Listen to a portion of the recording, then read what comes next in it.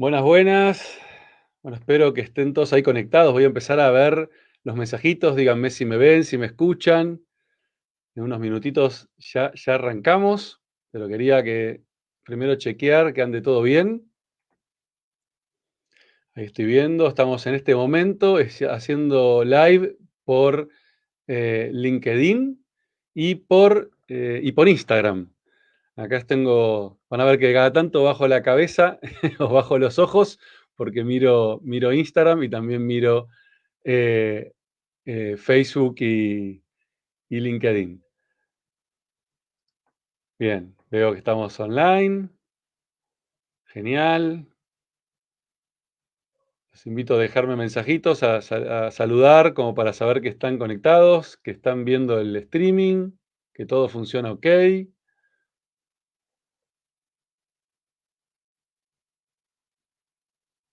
Veo que se va sumando la gente.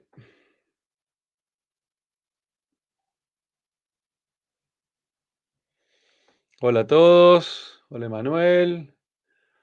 Hola Gabriel, ahí te veo desde Facebook, buenísimo. Gracias por avisar que está todo ok. Hola a la gente de Instagram, hola a la gente de LinkedIn. Bueno, ya estamos por arrancar la presentación del libro de Adrián Gilabert, El trabajo ha muerto. Gran título para estos tiempos que vivimos. Ya vamos a hablar mucho sobre el tema. Vamos, se va sumando gente a Instagram, se sigue sumando gente a Facebook, a LinkedIn. Espero sus comentarios para asegurarme que esté todo bien. Bueno, ahí me confirman que se escucha bien. Hola desde Uruguay. Genial. Bueno, ya estamos, ya está, ya somos bastantes como para dar comienzo.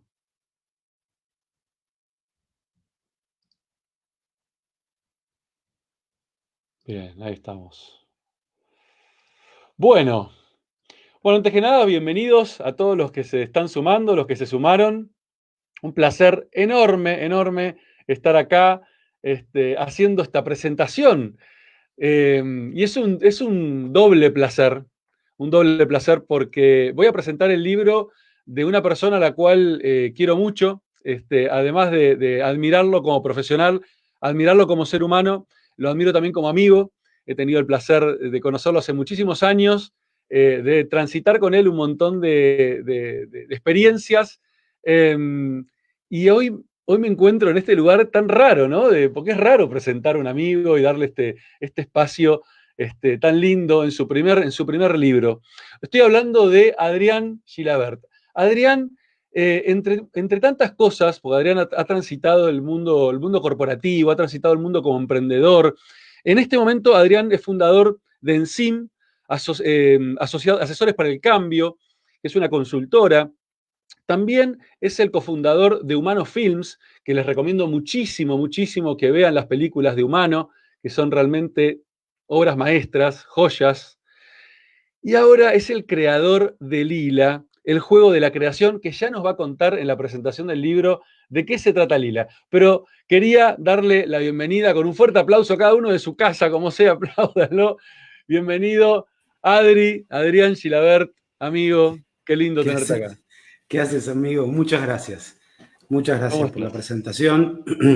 Y bueno, la verdad con mucho entusiasmo por toda esta etapa nueva. Para mí el libro es una etapa nueva y la verdad es que me des este lugar y que podamos compartir este momento, para mí es muy importante después de tantos años de amistad y de compartir tantas historias, ¿no? Totalmente. Bueno, la verdad que un placer, Adri, un placer tenerte acá. Tuve el enorme placer de leer el libro antes de esta presentación y poder contrastarlo con esta realidad que estamos viendo. Y lo que más me pone contento del Espera, libro. espera, sumame a Instagram. Te suma. Ah, perdón, mirá que. Te Mirá, envié, te envié la solicitud. Sumame a Instagram que ya te ven a estamos, ya vos. estamos. Estas cosas que uno no estamos acostumbrados, ¿viste? A múltiple streaming. Perdone la gente de Instagram, me estaba olvidando de ustedes. Ahí estamos. A ver. Ahí viene. Ahí estamos. Ahí viene. Uy, se perdió mi video. ¿Me ves a mí o yo no me veo? Ahí No, está, ahora sí, ahora sí. ahí te veo. Ah, ahí está. Ahí te Se me veo. había dado vuelta la cámara. Bueno, ahora sí, ahora sí. Bienvenido, Ahora sí. Adri. En todas las plataformas. Facebook, Instagram y LinkedIn. Estamos en todos lados. Eh, Adri, lo que más me impacta del libro, y vamos a contar rápidamente qué se trata el libro, lo que más me impacta es que lo arrancaste a escribir ¿cuándo? Y hace un año, Hace un exactamente. año. En junio del año pasado. Antes de la pandemia. Antes de la pandemia. Sí, sí, mucho antes y lo terminé el 2 de marzo a las 15:50. E increíblemente no puede ser tan actual. O sea, es Sí, como que. la verdad es que muy actual. Vaya a saber qué fuerzas lo mueven a uno, ¿no? Para largarse a escribir algunas cosas sin saber muy bien por qué, ¿no? Y sí, sí, yo creo que también tiene un poco que ver con eso, ¿no? Pero bueno, el título ya de por sí dice muchísimo, ¿no? El trabajo ha muerto. Yo la verdad es que hace tiempo que desde mi lugar de comunicador y también como consultor, comulgo con vos esta idea de que el trabajo como lo conocemos, la forma en que estamos acostumbrados a concebir el trabajo, ya murió. Ya cambió, realmente estamos viviendo una era nueva de un cambio de paradigma gigante en donde creo yo definitivamente, y coincido con vos, como bien lo indicás en el libro, que ya estamos en una nueva, hay que repensar por completo. Cuando hablamos de trabajo, hablamos de las personas y las organizaciones que la componen, o sea, todo, ¿no? Como un conjunto, hay que repensar la manera en que se concebió originalmente el trabajo y adecuarlo a esta nueva era que estamos viviendo, que cambió todo por completo. Pero me encantaría que nos puedas primero contar vos, desde tu mirada, por supuesto, la más importante, ¿qué es el trabajo muerto? Bueno, el trabajo ha muerto, te voy a contar algo que no está en el libro, le voy a contar a todos algo que no está en el libro, y son las razones por las cuales elegí el título, El trabajo ha muerto. Y hay básicamente tres razones para esto. La primera es, se supone que el trabajo tiene por lo menos dos pilares fundamentales. Uno es una cuestión material, ¿no? O sea, proveernos, que nosotros nos podamos proveer de todas aquellas cuestiones materiales y no materiales que necesitamos. Y la otra tiene que ver con el crecimiento, tiene que ver con la alegría, tiene que ver con el desarrollo, con el disfrute, ¿no? Con disfrutar de lo que hacemos. Esto es lo que nosotros tenemos como idea del trabajo. Ahora bien, cuando me encontré el año pasado, en junio del año pasado, con una serie de datos que indican de una consultora internacional muy importante que el 85% de los empleados del mundo están insatisfechos con su trabajo, lo primero que pensé es, el trabajo murió dentro nuestro, porque si no se cumplen ambas condiciones, alguna de las dos condiciones, si hay algo que nos crea una insatisfacción y no podemos disfrutarlo, o por lo material, o porque no podemos crecer, desarrollarnos y ser creativos, entonces hay algo que murió dentro nuestro. Esa es la primera razón. La segunda razón tiene que ver con un deseo, y con mi deseo muy profundo de que el trabajo no tenga el componente de sufrimiento, ¿no? Y pienso en tantas personas, tantos seres humanos, todos los días, que van a laburar, que van a trabajar, que se levantan a las 5 de la mañana, que se atestan en el transporte público, que ahora estamos dándonos cuenta de algunos problemas que trae el tema del transporte público y del hacinamiento de esos momentos, para los cuales hay momentos de sufrimiento. Entonces también es un deseo de terminar con ese sufrimiento. Creo que estamos en una época ya lo suficientemente evolucionada como para que eso no tenga que ser así. Y la tercera, que es muy importante para mí, pero muy importante, es un guiño y es un agradecimiento a la filosofía. Porque a mí la filosofía me permitió sacarme algunas cadenas, me permitió sacarme algunas etiquetas, limpiarme sistemas de creencias que tenía. ¿Y por qué la filosofía? ¿Qué tiene que ver el título con la filosofía? Bueno, es un guiño a Nietzsche, que escribió un texto que se llamó Dios ha muerto. Entonces mi forma de agradecer es de alguna manera a ese autor, entre otros un montón de filósofos que hay que estuve estudiando, agradecer a la filosofía por haberme dado toda esa herramienta y todo ese poder que tiene como para empezar a concebir el trabajo de una manera distinta. Qué interesante, Adri, qué interesante y qué real, ¿no? Todo esto, real obviamente desde la mirada de cada uno, pero cuando hablo de real me refiero tan actual, algo que estamos viviendo hoy y forzados de alguna manera, también por este tema de la pandemia, a repensar en serio el trabajo. Creo que, mira, Sí. el otro día, y a colación de esto, hablaba con un empresario que me decía, Isma, es impresionante, un empresario tiene una empresa con 50 empleados, una pyme en mucho crecimiento, y me dice, Isma, tomé la decisión de cerrar las oficinas, pero más allá de la pandemia, o sea, la pandemia en realidad fue la excusa, pero la pandemia nos mostró que somos mucho más eficaces y eficientes trabajando en nuestras casas y mucho más felices. Tengo a la gente mucho más contenta trabajando desde sus casas y estamos pensando realmente ya no volver, cerrar la empresa y quizás cerrar la oficina y quizás tengamos que trabajar en un coworking una vez por semana para vernos las caras y para juntarnos en persona, pero el resto del trabajo lo Sí, podemos hacer. sí, que no es menor el tema ese, ¿no? Yo ahí pondría un punto en cuanto a decir, tengamos cuidado con no perder nuestras conexiones, ¿no? Con no perder esa cosa que nos hace tan humanos, que es el estar conectados cuerpo a cuerpo, ¿no? Poder sentir el afecto del otro. Entonces, me parece que hay muchísimas cosas que mejoran con el teletrabajo y con ese tipo de actividades. Y hay otras cosas en las cuales tenemos que tener cuidado y que desde mi punto de vista las tenemos que conservar, porque después vamos a ver cómo también la creatividad aparece a partir de la complementación de talentos.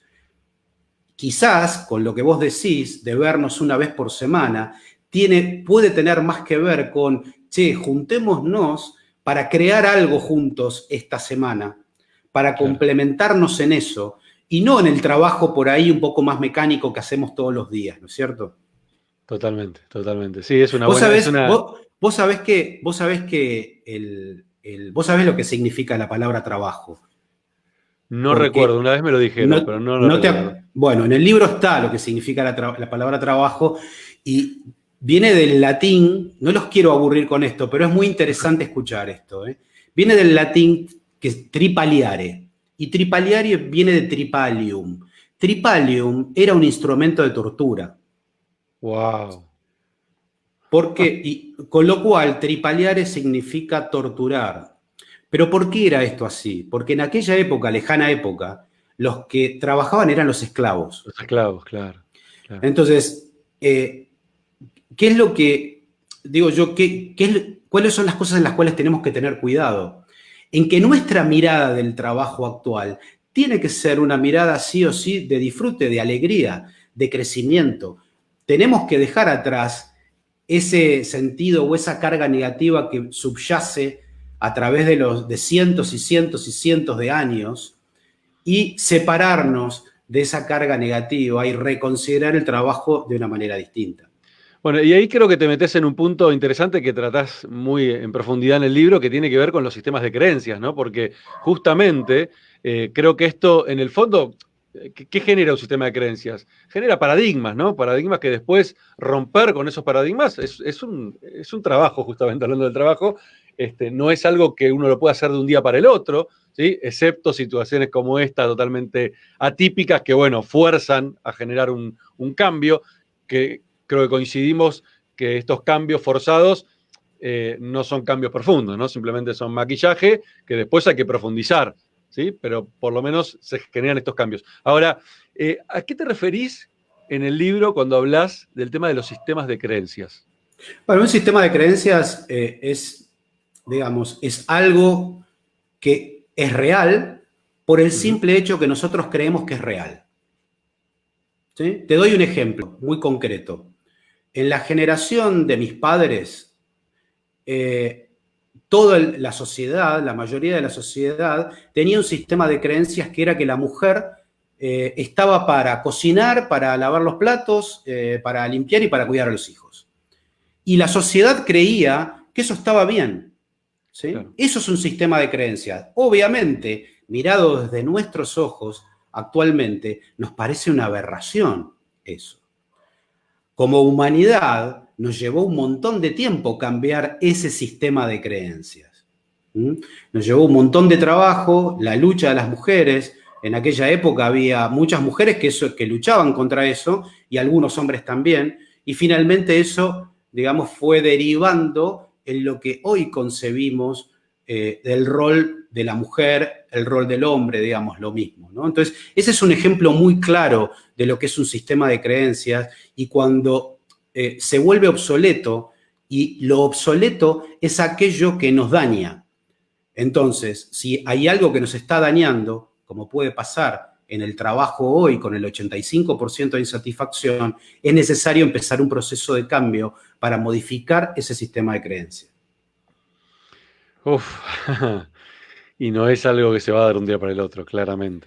No, y además tiene que es la propuesta que hago en el libro, ¿por qué me voy a el ser humano, a tratar de mirar? Porque vos empezás a tirar de los temas y decís, ¿a dónde está la punta del ovillo?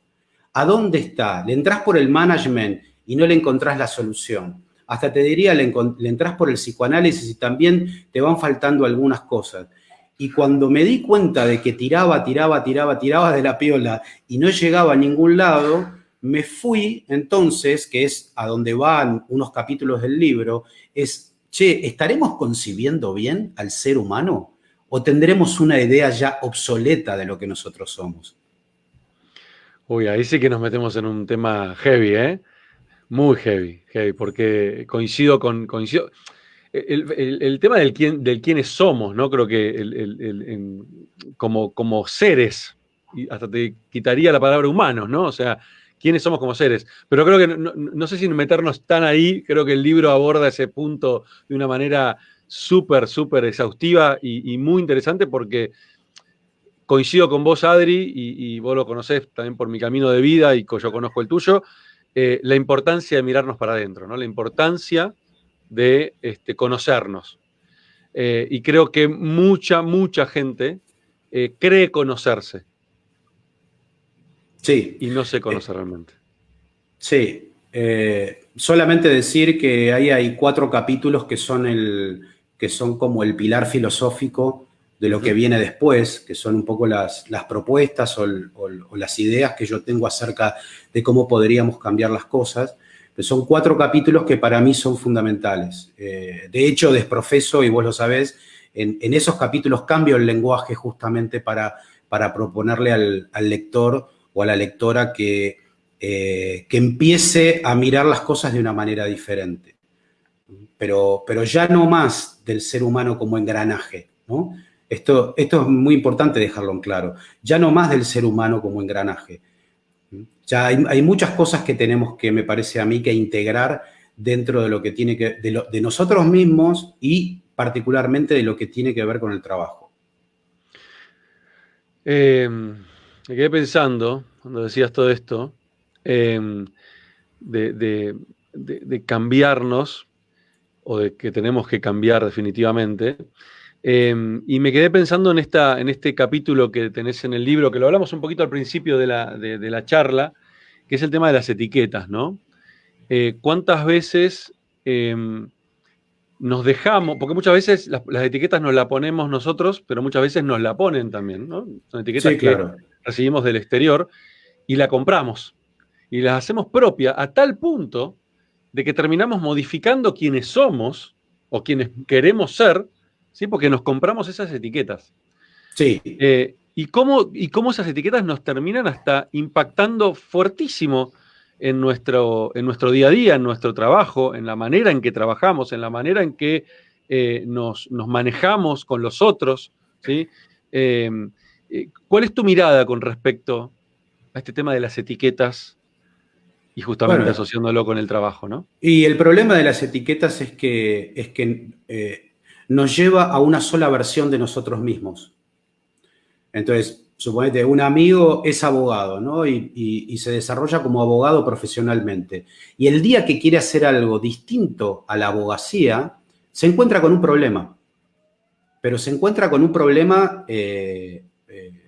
digamos, con él mismo y se encuentra con un problema con los demás.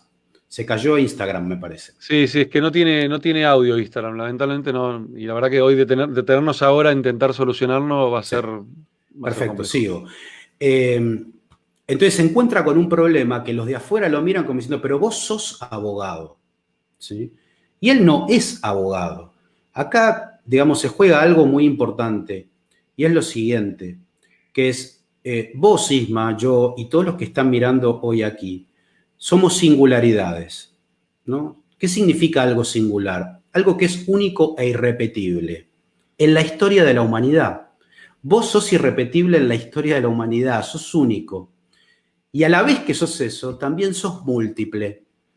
Tenés muchos intereses, tenés muchas fuerzas que te juegan adentro, tenés mucho para dar, y solamente reducirte a una sola cosa, no, Isma es emprendedor, punto, Claro, ya está, se acabó. No, ¿cómo Isma solo es emprendedor? No, Isma es, y yo te conozco tu cartografía, conozco el mapa de tu vida, claro. y sé que sos mucho más que eso, y que no solamente podés ser un transformador digital, como de hecho lo sos, pero también podés ser un escritor, pero también sos padre, también sos pareja, pero también mañana podés crear un negocio nuevo, también mañana podés ayudar a alguien en una cuestión que no tenga que ver con lo profesional. Y nos podemos desarrollar en eso de manera múltiple. Esto tiene que ver con que los seres humanos tenemos tres fuerzas vitales. Obviamente la primera, y esto lo vemos cuando somos chiquititos, o observemos a los chicos, a las nenitas y a los nenitos, ¿qué es lo que hacen? Lo que hacen es jugar, expresarse, ¿sí? Expresan todo el tiempo, están creando todo el tiempo. Eso somos nosotros esencialmente. ¿Mm? Somos creadores por naturaleza.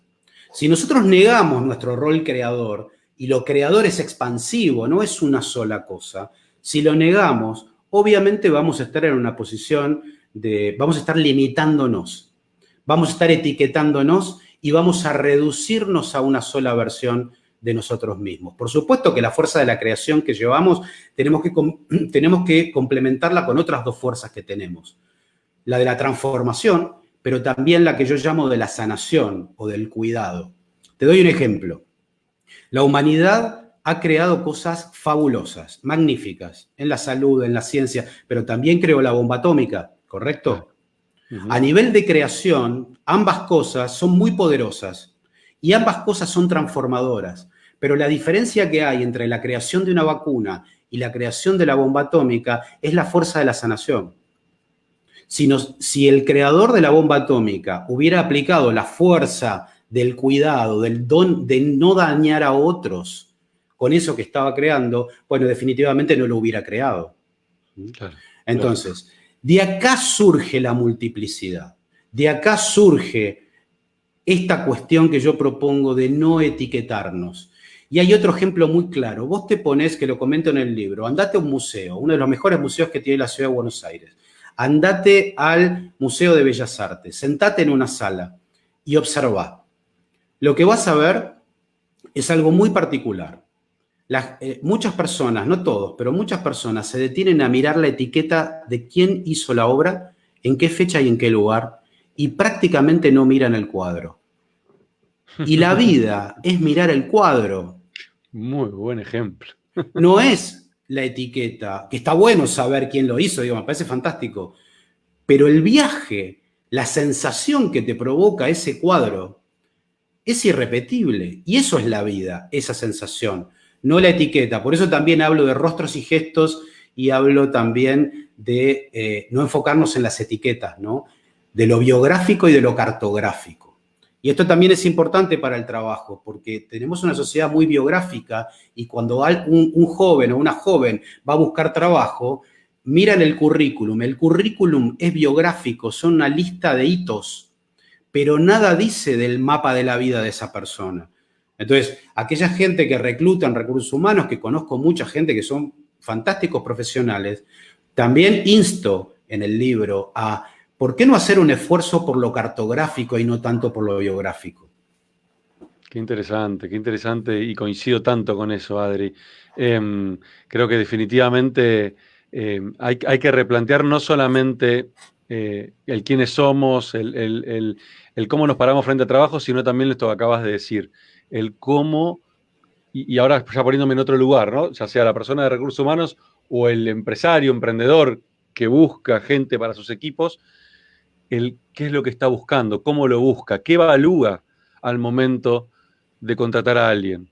¿Sí? Porque creo que si logramos cambiar esa mirada, si logramos empezar a mirar justamente a las personas no como recursos, sino como humanos, porque creo que Sí, ahí hay de hecho yo la palabra recursos humanos ya la sí, eliminé casi de mi lenguaje, ¿no? sí. Porque creo que ahí está la clave, dejar de mirar a las personas como recursos y Bueno, entender, sí, vos te diste cuenta que en las empresas no hay un departamento que se llame capital. no. ¿Por qué hay un departamento que se llama recursos humanos? Si los recursos humanos, en todo caso, los humanos somos los que componemos una organización. De hecho, Entonces, no existen las organizaciones sin personas. Ya exactamente. lo dijo Entonces, Yuval Harari en su libro. exactamente. Bueno, tendría más sentido que no exista el área de recursos humanos y que todos, digamos, trabajemos en el factor humano, si querés, y que haya un departamento de capital, ¿no?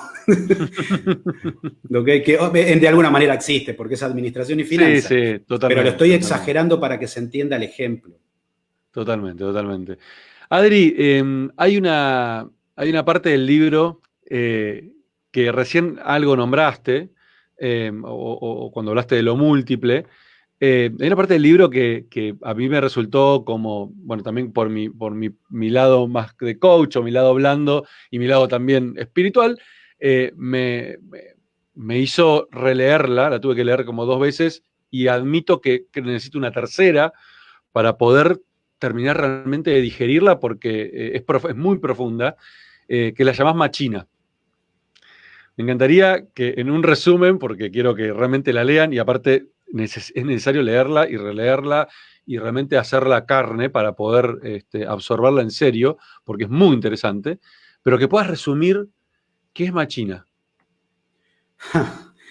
Bueno, Te Machina es desafío, el... que te acabo de poner. Sí, sé que no me ibas a preguntar esto, pero, pero Machina es el primero de los capítulos de estos cuatro que yo te marcaba antes, que para mí son fundamentales, porque ahí es donde doy mi punto de vista o mi reflexión respecto de lo que somos como humanos, de lo que somos, estos seres que somos nosotros. Y Machina es el primer capítulo. Y puse ese título del capítulo a propósito, porque máquina remite a máquina, Ujú. ¿no? Pero en realidad lo que máquina quiere decir en el fondo, cuando vas a la etimología de la palabra, significa medio, Ok, ¿no? Medio de algo, ¿sí? Somos medio de algo y estamos en medio, no somos ni principio ni fin, y somos medio para algo. ¿Y medio para qué? Como humanos, ¿medio para qué? Definitivamente para la manifestación de algo. Digo por ahí en uno de los capítulos que una vida es el escenario para una manifestación. Tu vida, Isma, o la vida de cualquiera de las personas que nos acompañan hoy, son escenarios para una manifestación. ¿Manifestación de qué? Bueno, eso lo tendrá que ver cada uno, pero exacto. definitivamente hay una manifestación que tiene que ver con la creación. Entonces, el capítulo Máquina lo que hace es todo un desarrollo para que el lector pueda entender lo que yo quiero decir con esto de que somos medio, ¿no? Medio de una manifestación y que además estamos en medio. No somos ni el principio ni el final de nada. Estamos, digamos, en el medio de una sucesión de acontecimientos, de una cantidad de pliegues universales, si querés, y estamos en el medio de todo eso. ¿Para qué? Para manifestar algo. Entonces, ¿qué significa esta presentación hoy para mí? ¿Qué significa el libro para mí? Para mí significa una manifestación que a mí me llena de felicidad, me llena de alegría, porque estoy pudiendo ser esa máquina o máquina que planteo en el libro. Qué linda definición, Adri, me encanta, me encanta. Muy profunda y recomiendo de nuevo cuando lean el libro, este, lean Machina, reléanlo y busquen de realmente de incorporarlo, ¿no? No lo pasen por, o sea, no lo lean ligeramente porque creo que hay una mirada filosófica y espiritual y muy profunda en esos capítulos, en ese capítulo.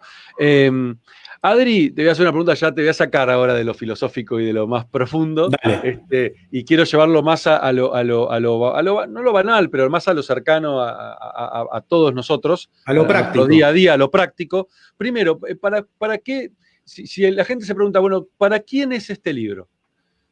¿Quién es el destinatario de este libro? Bueno, primero fue para mí. Buenísimo. Disculpen. Disculpen, pero primero fue para mí. Para mí, vamos a contar las cosas como son.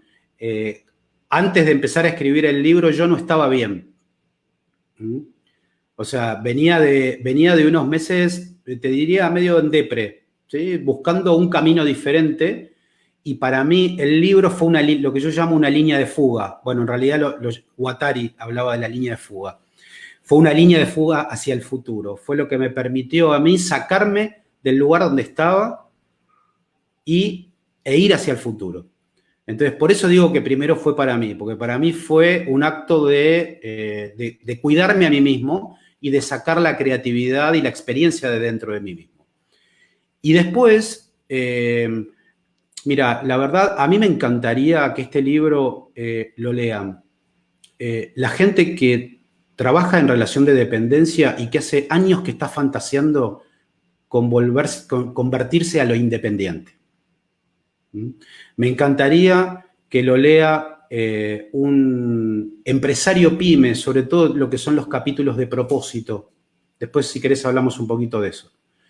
Y también me gustaría que lo leyeran los altos mandos de las grandes compañías, porque como habrás leído, planteo algunas cuestiones que tienen que ver con el liderazgo. Soy muy crítico de los formatos de liderazgo que hay y para mí hay nuevos modelos de liderazgo que planteo en el libro, en tanto y en cuanto empecemos a entender al ser humano de una manera distinta. Entonces, cuando iba escribiendo el libro, iba pensando en gente, ¿no? Hay capítulos que los escribí pensando en determinadas personas muy específicas. Mira. Y hay otros capítulos que los escribí pensando en grupos de personas, ¿no? Amigos, amigas, por ahí gente que hace años que no veo, salvo el último capítulo, que no lo escribí pensando en nada, y algunos de los filosóficos, el resto los escribí pensando en estos arquetipos, si querés, ¿no? Incluso en jóvenes de 18 o 20 años que tienen que decidir qué carrera estudiar y que se sienten limitados por tener que estudiar algo tan específico, ¿no es cierto? Y que no saben qué elegir, ¿no? Y también animarlos a los más jóvenes a que no tengan miedo, a que se ubiquen en el lugar de la pasión, que la vida merece la pena ser vivida con pasión. Y a veces tenemos dudas y tenemos miedos y no sabemos qué elegir. No importa, adelante, adelante. Entonces, creo que está escrito como para varios grupos de personas y esto más depende del capítulo que estamos Claro. hablando que del libro en general. El libro en general es para mí. Muy bueno, muy bueno. Adri, y bien atado con la pregunta anterior, ¿no? ¿Qué te imaginas, o más que imaginarte, cuál es tu deseo?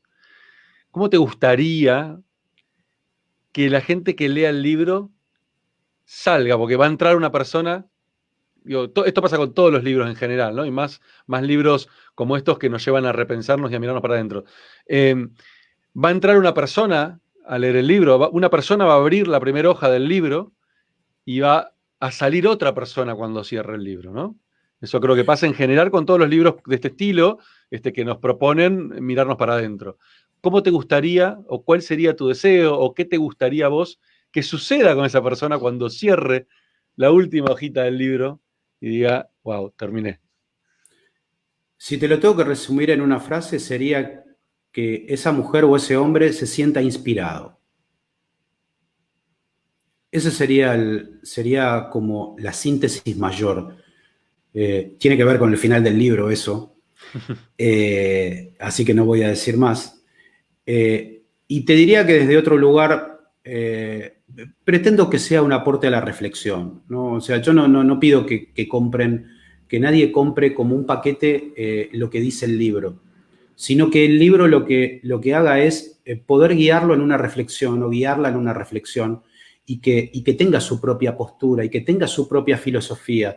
No es necesario que compren la mía, digo, habrá algunos elementos que les podrán servir, pero acompañar en esa reflexión. La otra es que surjan ideas, que a la persona se le ocurran ideas mientras va leyendo el libro, ¿no? Y bueno, en este periodo de tiempo hubo gente que ya lo leyó y tengo nuevas amigas y nuevos amigos a partir de el libro, de gente que no conocía y que leyó el libro y que tuve charlas telefónicas o por WhatsApp o por Zoom con varias de esas personas y hoy tengo una relación súper estrecha a partir del libro. Así que también, si querés, para mí lo que quiero es tener más de esas relaciones como Es consecuencia del libro. un generador de conexiones afines. Sí, sí, te digo, me sorprendió. Y aparte vos sabés que me encanta escuchar las historias de la gente, de las Sí, sí, personas, me sí. encanta escuchar las historias porque me nutren mucho y porque por ahí puedo dar una mano. Y la verdad que las historias que estoy escuchando a partir de la gente que leyó el libro, más allá de su feedback, que para mí es muy importante porque me alimenta, también que me cuenten su historia, me hace muy bien y me hace pensar y me hace reflexionar sobre cosas que ya escribí y bueno, y ya me dieron ganas de escribir el segundo libro, así que por ahí va. Yo creo que acabas de decir, Adri, uno de tus mayores atributos, uno de tus mayores habilidades que tenés, que es tenés una capacidad de escucha increíble. Conozco pocas personas que tu capacidad de escucha es tan buena que lo que generás es que los demás quieran hablarte, quieran compartirte, porque tenés eso, o sea, generás eso, inspirás eso. Sí, hasta casi te diría que es algo egoísta, porque yo disfruto muchísimo Y se nota. de que la gente me cuente, porque de verdad me nutre mucho las historias de la gente. Bueno, de hecho el libro empieza, el primer capítulo que se llama ¿Quién eres? Empieza con una serie de historias cortas, Sí, sí. no hay nombres en ese capítulo, pero son todas historias reales. De hecho, te lo Todas pregunté, me historias, acuerdo, cuando empecé a leerla, dije, ¿estos eran reales? ¿Eran inventados? Y te lo pregunté porque me parecían nada, muy cercanas a las historias, muy realistas, digo, esto le puede pasar a cualquiera posta. Entonces, sí, todas tienen nombre y apellido, sí. Y bueno, ahí hay algunas cosas que, aunque pudiera decir el nombre y apellido, tampoco lo diría, porque hay algunas ujú, cosas que se cuentan en esas historias que son bastante fuertes, pero ujú, muy ejemplificadoras, ¿no? Muy sí, sí. ejemplificadoras. Yo considero que la vida de cada persona es tan rica. Cada persona tendría que escribir el libro de su vida en algún momento, porque hay tantas enseñanzas, ¿no? Tanta riqueza en la vida de cada persona y que puede ser tan útil, nos puede ser tan útil a los demás, que bueno, nada, es un anhelo, es una utopía eso, pero me encantaría. Qué lindo, qué lindo. Vos sabés que hay uno de los puntos que tratás en el libro em, que a mí me llevó a una pequeña reflexión, que es uno de los capítulos, que es el capítulo de propósito, em, que me llevó enseguida a pensar, qué interesante este tema del propósito. Si bien el propósito es algo que se viene hablando hace mucho tiempo, eh, creo que todos estamos de acuerdo que este siglo en particular puso como al propósito en un lugar de protagonista. Antes estaba, pero estaba como algo secundario, ¿no? Uno no vivía o no tenía el propósito como uno de los objetivos en su vida, no lo tenía puesto adelante. Era bueno, y si de paso puedo cumplir con mi propósito, genial. Ahora, de golpe empezó a tomar un protagonismo importante, todo el mundo habla de propósito, y no hablamos solamente a nivel personal, las empresas, de hecho, hoy hablamos de empresas con propósito, ¿no? Las empresas B, digo, el propósito realmente empezó a tomar un protagonismo muy fuerte en la vida de las personas y de las empresas, eh, y cada vez veo más. Y se podría definir, no sé qué opinás vos, ¿no? Pero se podría definir que estamos viviendo en el siglo del propósito, porque esto lo puedo llevar a muchos ámbitos. De hecho, hoy puse justamente un posteo en mi Instagram hablando de los centennials, y justamente hablaba y centennial, no, etiquetando, es una etiqueta por ahí útil solamente para poder referenciarnos. Detesto las etiquetas igual que vos, pero hablaba de los centennials, de que tienen esta cosa justamente de que muy motivados por el propósito. De hecho, es la generación que sale a las calles a protestar por temas relacionados con la salud, con la vida, con el medio ambiente. ¿Estamos en la era del propósito? Yo creo que estamos haciendo fuerza para que así sea. Me parece que entre todos estamos co-creando la era del propósito. ¿Y cómo Sí. impacta eso en la gente y en las empresas? Bueno, de una manera radical, radical, absolutamente radical, y te explico por qué. La empresa tradicional tiene como propósito, no está declarado así en los últimos 200 años, pero subyace, el propósito siempre subyace, que es obviamente la creación de riqueza, ¿no? La cuestión económica y financiera, lo cual está fenómeno y además, digo, nos trajo como humanidad a un avance impresionante. Uh-huh. Ahora bien,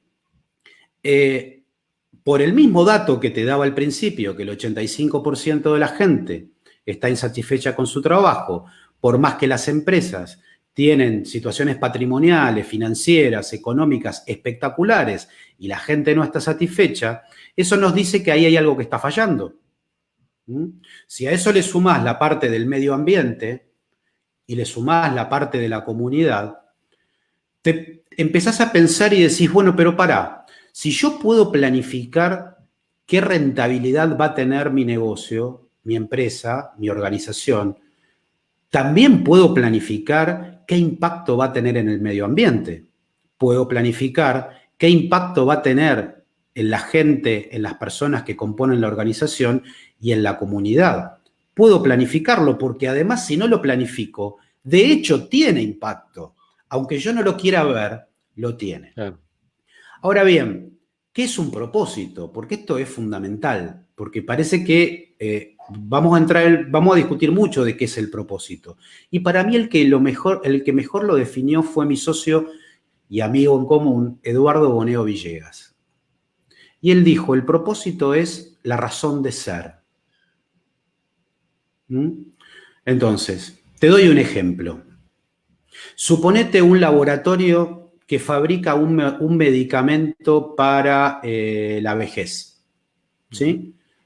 ¿Cómo se define esa empresa? Como un laboratorio se define, porque hace medicamentos para la vejez. Ahora, si yo agarro esa empresa y te digo que el propósito es contribuir a demorar el envejecimiento en la población, ya ahí no te definís como un laboratorio, porque ahí vas a contratar a un psicólogo, una filósofa, una bióloga, para que armen Antropólogo. un modelo que ayude a un profesor de educación física, Claro. para que ayude a diseñar un método de entrenamiento. Vas a contratar a un escritor para que le ayude a la psicóloga a armar un libro que tenga que ver con técnicas de... O sea, ya también vas a hacer el medicamento, ¿no? Pero vas a tener una mirada respecto de la comunidad mucho más abarcativa y mucho más integral. Eso es construir el propósito desde lo abstracto. Y lo abstracto, que es la razón de ser, es algo integral y abarcativo, no es reduccionista. Te doy un ejemplo que todo el mundo va a conocer de propósito superpoderoso. Después las cosas se desvían, pero súper poderoso al principio. Dos pibes de 20 años, hace bastantes años atrás, se juntan en un garage y deciden lo siguiente: dar acceso a la humanidad a toda la información que existe. Eso es Google. ¿Sí? Bueno, ese es un propósito poderoso. Después pasan otras cosas cuando uno se desvía del propósito, ¿no es cierto? Pero como ejemplo vale la pena. Entonces, ¿qué decirte con este tema? Decirte que las empresas tradicionales que me han consultado mucho, la recomendación que estamos haciendo es, vos seguís con el negocio como lo tenés, pero empezá a tener un propósito que te interpele, al menos. Suponete un ejemplo, una distribuidora de productos de tecnología. Distribuidora, un mayorista. Sí, sí. Pues si algo más duro que esto no hay, ¿no? ¿Cómo le meto propósito a esto? ¿Sí? Bueno, por ahí el propósito que me interpela tiene que ser contribuir al acceso a la tecnología de toda la sociedad. Entonces, si ese propósito te interpela, va a haber una cantidad de acciones que vas a hacer, tanto por el medio ambiente como por la comunidad, que antes no estaban en tu plan de negocios. Claro. Y hay un estudio que hizo LinkedIn con una consultora en el año 2017, que ya en aquel momento las empresas que habían definido un propósito claro tenían un 8% de rendimiento mejor que las que no lo tenían. Mira. Habían estudiado creo que 20 o 30 mil casos. Así que, Isma, sí, ahí es, entre todos, construyamos organizaciones e iniciativas a partir del propósito. Y creo que Adri, esto nos pone en un lugar de reflexión enorme a todos, no solamente a los empresarios, no solamente a los emprendedores, sino también a todos los que de alguna manera trabajamos con organizaciones y estamos aconsejándolas y estamos ayudándolas en diferentes ámbitos, ¿no? Cada uno desde el lugar donde puede, pero creo que esto es una tarea de todos, el tema del propósito, ¿no? Y es una tarea de todos también ayudar a que la gente se dé cuenta, ¿sí?, que no tiene un propósito y la importancia de tenerlo, porque creo que te cambia la vida. Te cambia la Realmente te cambia la vida. vida. A mí me la cambió y quisiera contar cuál es mi propósito, porque si ¿Cuál es tu no, propósito? y mi propósito es crear y producir contenidos que hagan más plena nuestra vida. Wow, poderosísimo. Eso es lo que yo amo hacer, crear y producir contenidos que hagan más plena nuestra vida. Y de ahí surgen, bueno, todas mis iniciativas que vos mencionaste al principio, la productora de cine documental, que vos sabés de qué tipo es, tiene que ver con esto. Encim, la consultora, tiene que ver con esto porque es una consultora que está enfocada en ayudar a las empresas a definir su propósito, a la creatividad en el proceso productivo y a nuevos modelos de organización. Y Lila, el juego de la creación, es un programa de satisfacción laboral en empresas. Entonces, todos estos son iniciativas que surgen. El libro, bueno, es como la madre de esto para mí, pero todo está colgando el propósito. Y a mí vienen a ofrecerme, que a vos también te proponen y a mí también, proyectos, negocios y demás. Y yo lo primero que hago es comparar contra mi propósito. Claro. Y Sí, he dicho, tamizarlo. voy y lo reviso, me interpela Claro. y digo, no, esto no lo tengo que hacer, porque no está alineado con mi propósito. Pues yo sé que el propósito es mi razón de ser, es el camino de mi felicidad. Entonces, por más rentabilidad que tenga, por mejor negocio que sea, no lo voy a hacer si no tiene que ver con mi propósito. Más alineado con eso imposible, Adri. Me hiciste traer a mi cabeza, a mi memoria, eh, las veces que he tomado decisiones sin tener un propósito, Mm. ¿sí? Y lo pagué carísimo. E incluso las veces que ya habiendo definido mi propósito, desde un lugar de escasez, de una mirada de escasez, tomar decisiones en contra del propósito que tenía, y la pagás caro en mil sentidos, ¿no? Porque creo que te terminás hasta torturando psicológicamente, porque sabés que estás totalmente desalineado. Porque una vez que definiste el propósito, es imposible dar marcha atrás, o sea, Claro, es y además un camino de ida. fíjate que tengo una frase que es la siguiente. La organización del futuro, el jefe no es más una persona, es el propósito. Claro. Y eso cambia el liderazgo, que es otro de los temas que voy tratando en el libro. Porque vos lo único que necesitas trabajando en una organización, siendo empleado de una organización, es que tu propósito personal, si querés, esté alineado con el propósito de la organización. Y lo que tenés que hacer es ir a revisar el propósito de la organización para saber cómo tenés que actuar. No hace falta que haya un jefe en el sentido, si querés, más tradicional de lo que es un jefe o una jefa, diciéndote lo que tenés que hacer. el jefe se convierte en otra cosa, se convierte en un gran conector, en un gran comunicador, en un gran aceitador de mecanismos, si querés, ¿no? En un guía, alguien que puede coordinar ciertas cuestiones, pero no en el que está siguiendo a la gente todo el tiempo para ver qué está haciendo. Acordate que lo que a nosotros nos enseñaron en la universidad y lo que hemos practicado durante mucho tiempo, es un modelo de administración de empresas basado en el control estricto de recursos. Claro. Bueno, ahora yo antes te dije al principio de la charla que el ser humano es básicamente creación.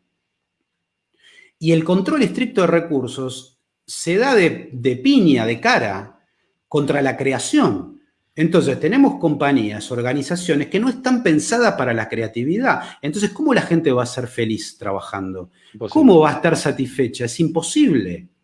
Entonces, tenemos que ir hacia un nuevo modelo. Yo propongo un modelo en el libro, pero es uno, no importa. En realidad, lo que digo es que si cada ser humano es singular, único e irrepetible, cada organización también lo es. Entonces, ¿por qué tenemos que copiar todos, copiar y pegar el mismo modelo piramidal, que a mí me gusta decirle medieval monárquico, ¿sí? Que venimos arrastrando hace un montón, que no promueve la creatividad, sino el control de recursos? ¿Por qué tenemos que seguir arrastrando eso cuando cada organización es singular? Porque su propósito es singular y porque tiene que encontrar el modelo de organización específico para esa compañía, no igual que otra, solo para esa. Sí, sí, creo que ahí está la clave, ¿no? Entender que cada empresa es un mundo completamente diferente y creo que está claro y se ha visto muchas veces, empresas que intentan copiar modelos y cuando ves a dónde terminan, claramente, o terminan mejorando porque adaptaron el modelo y terminaron realmente haciendo un modelo propio, o se terminan pegando palos muy duros porque justamente no terminan desarrollando su propia identidad. Creo que ahí Bueno, está el... grandes compañías, que incluso muchas de ellas ya no existen, pero que eran las líderes en su época, suele decirse que en realidad no se adaptaron a la tecnología y por eso cayeron, y es verdad, estoy de acuerdo, pero a mí me parece que habría que revisar si no había un problema de propósito ahí. Claro. ¿Mm? Es más, te digo, aquellos que son emprendedores o mujeres que emprenden, ojo, mucho cuidado, porque los emprendedores nos entusiasmamos mucho con las cosas que hacemos, terminamos poniendo demasiado el foco en las rondas de financiamiento de nuestro proyecto y nos olvidamos que la Del proyecto. finanza no es el fin es el propósito. Claro. Y por eso fracasan también tantos emprendimientos. Viste que el 97% de los emprendimientos fracasan. Ujú. Bueno, che, a ver, habría que revisar por qué, Sí, sí. ¿no? Y bueno, me parece que en el propósito hay una clave. No, es que el propósito justamente te permite tener un norte mucho más claro, te permite, como decías vos, poder tamizar las decisiones y poder entender si esta decisión realmente la puedo tomar o no, o sea, o elijo tomarla basado justamente en ese propósito que definí. Y si Bueno, no tenés eso, tomás decisiones al tuntún o las tomás totalmente enfocadas por ahí en lo que vemos ahora, en lo pragmático, ¿no? Ok, listo, esto me genera esta oportunidad, vamos para adelante, pero no sí, estás viendo bueno, que 2 kilómetros eh, adelante hay un paredón. exactamente. Y yo digo que un propósito bien definido es a prueba de pandemia. Muy bueno, muy bueno, Lo que es lo mismo que esa prueba de crisis. Porque no claro. importa la crisis que venga, vos tenés claro cuál es tu propósito. Y adaptarás cosas, obviamente. Adaptarás cosas. Pero tenés muy claro el norte de tu negocio. Y déjame decirte una cosa. En el libro planteo que vos podés armar una organización, una iniciativa, lo que fuera, desde 4 tipos de propósitos distintos. Los voy a mencionar, pero no los voy a desarrollar. ¿Mm? El primero es el de la coyuntura, que tiene que ver estrictamente con lo material. ¿Sí? Con algo que, che, necesito guita, necesito dinero, perfecto. El segundo propósito es el propósito basado en el trauma. Por ejemplo, una persona que por un accidente queda con algún problema de parálisis, eso le causa un trauma y desarrolla un sistema de realidad virtual para la gente que tiene parálisis.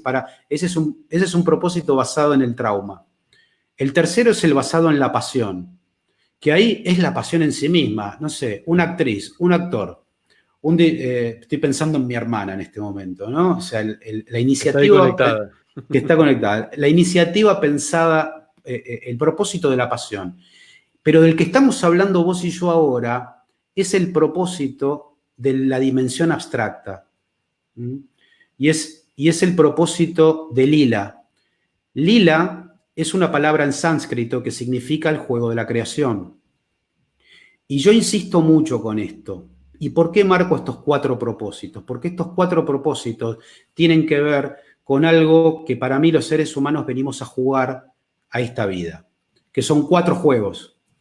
El juego de lo material, es obvio. El juego de lo emocional, que es cómo aprendemos nosotros a salir de nuestros traumas y de nuestros problemas. El juego de lo espiritual, y en lo espiritual quiero explicar bien, yo ubico ahí el ámbito de la pasión. No estoy hablando de ninguna cuestión religiosa, estoy hablando de la pasión, sea cual fuera, porque la pasión es una manifestación del espíritu, quizás la más genuina, por eso lo ubico ahí. Y la cuarta dimensión es la dimensión de lo abstracto, que es la que estamos hablando vos y yo. ¿Por qué es esa dimensión? Porque integra todo, integra al medio ambiente, a la comunidad, aquello que yo como creador estoy interesado. Entonces, uno puede a lo largo de la vida ir armando proyectos basados en distintos tipos de propósito. Sería como una escalera.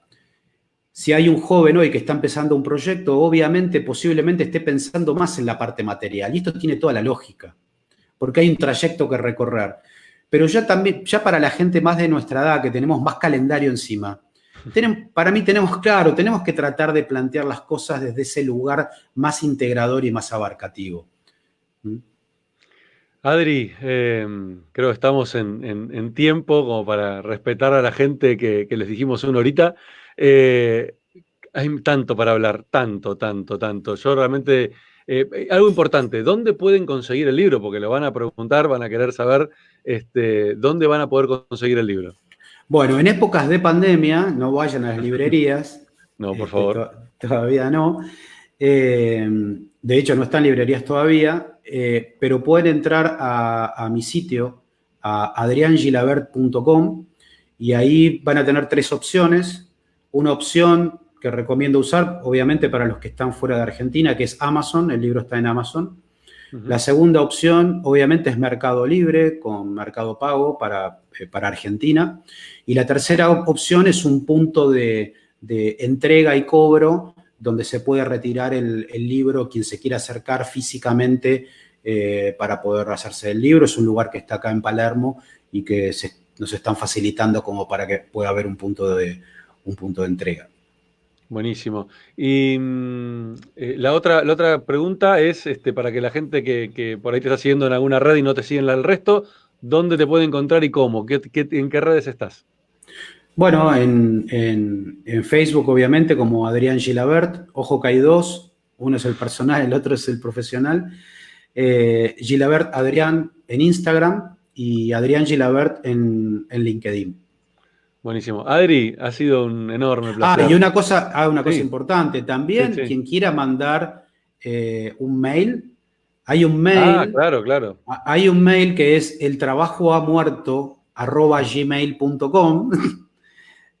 Y pueden escribir ahí también y pueden hacer preguntas, y me encantaría aquellos que lean que puedan tener feedback.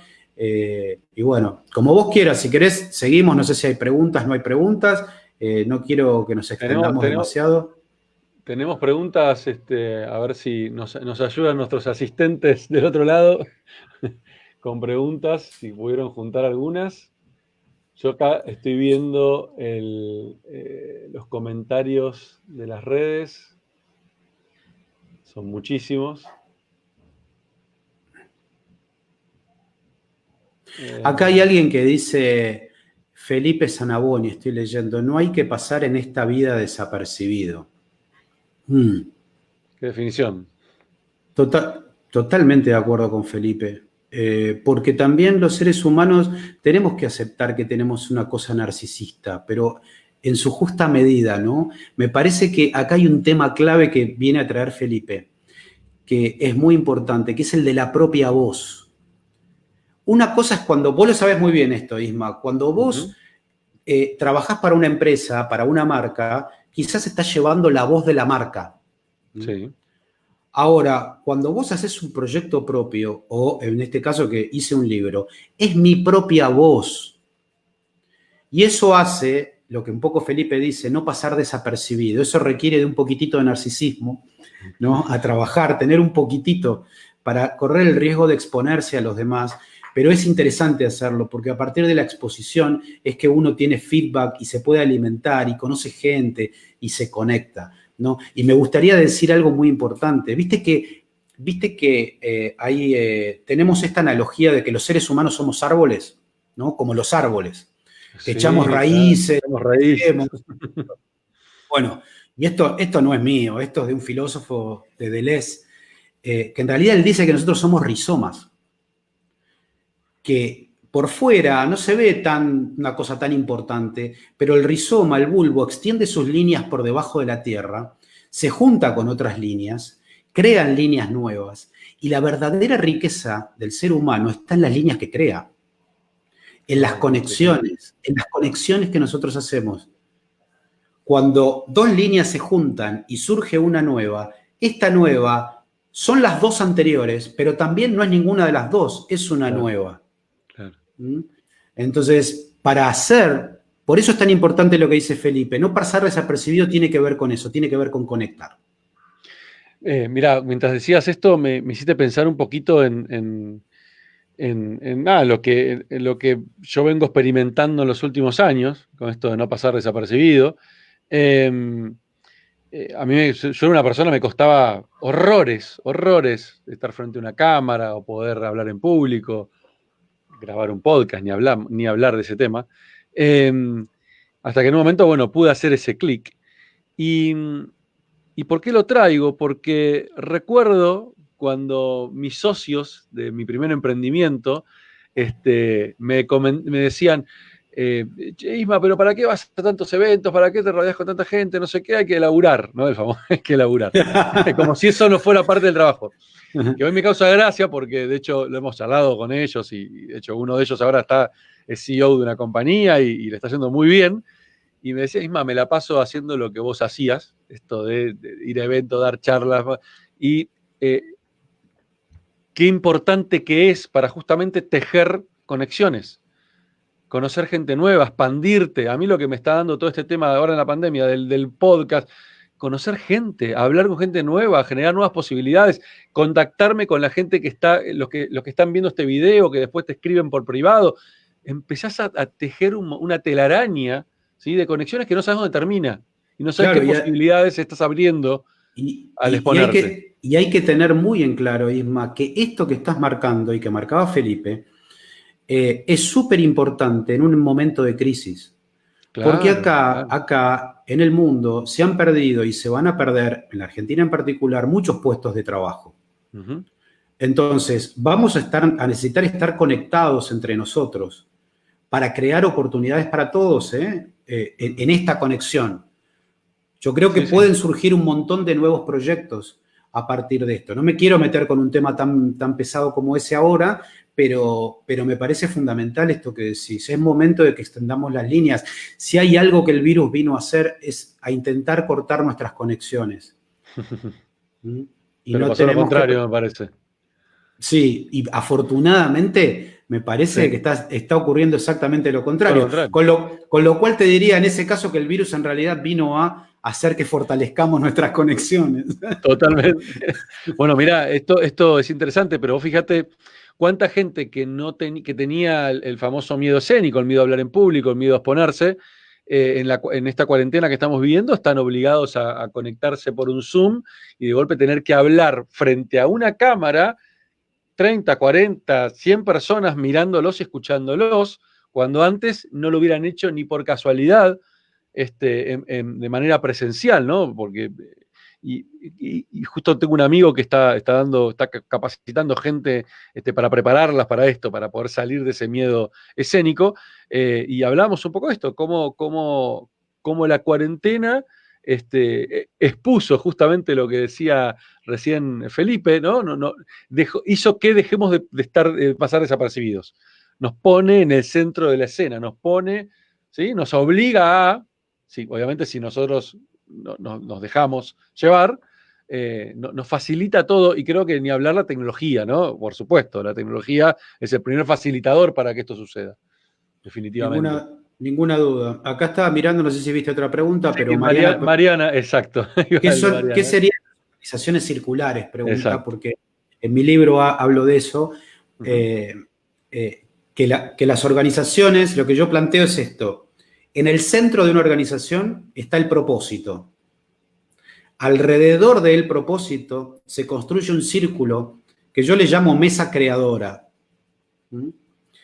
Alrededor de la mesa creadora se construye otro círculo que es la articulación de recursos. Alrededor de ese se construye la producción, alrededor de ese se construye la divulgación, si querés.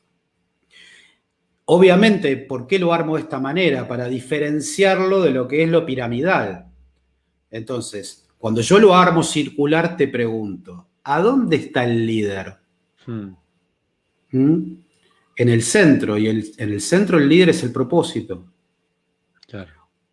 Yo creo que este tipo de modelos, este es un modelo, ¿no? Digo, es una propuesta como para tirar arriba de la mesa y que todos empecemos a pensar juntos, que en realidad van a empezar a aparecer roles nuevos dentro de los círculos. Ya no el director del círculo, no, no, no.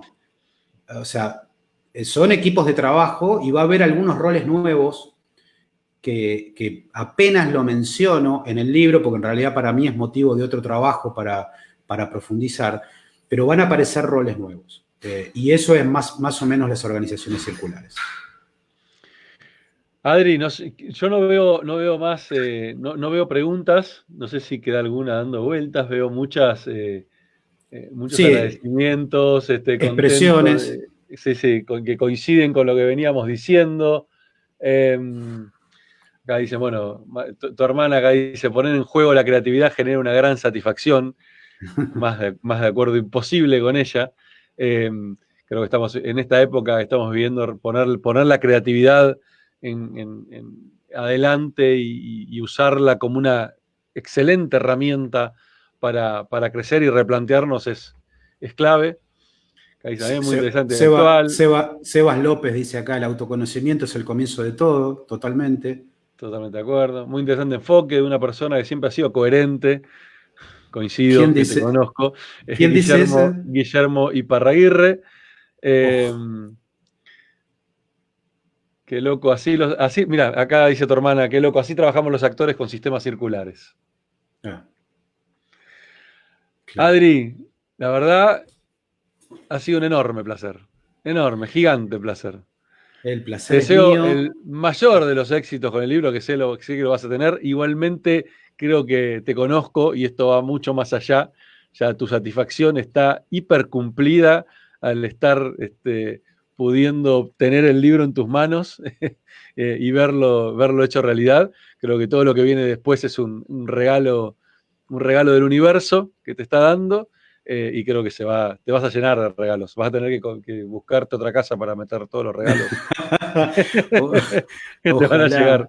Ojalá, ojalá. La verdad te agradezco mucho, Isma. Para mí, cuando me preguntaron con quién te gustaría compartir este momento, dije con Isma. Además, Y, justo un 10 de junio, no voy a aclarar por qué, no, sí, pero sí, vos sabés vos, que iba a ser esa infidencia. Te juro, es impresionante la conexión, porque iba exactamente a decir eso. Es una fecha especial, una fecha muy particular, porque yo hace 4 años me separé, y ese día que me separé, que tomé la decisión de separarme, esa noche me fui a la casa de Adri, y fue exactamente un día como hoy, a esta hora, ujú.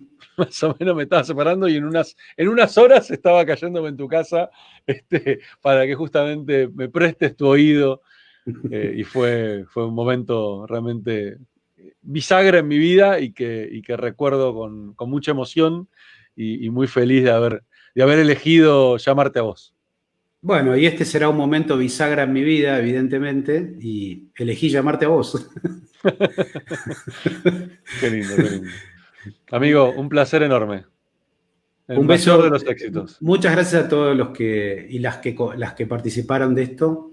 Y bueno, a disposición de todos. Muchas, muchas gracias.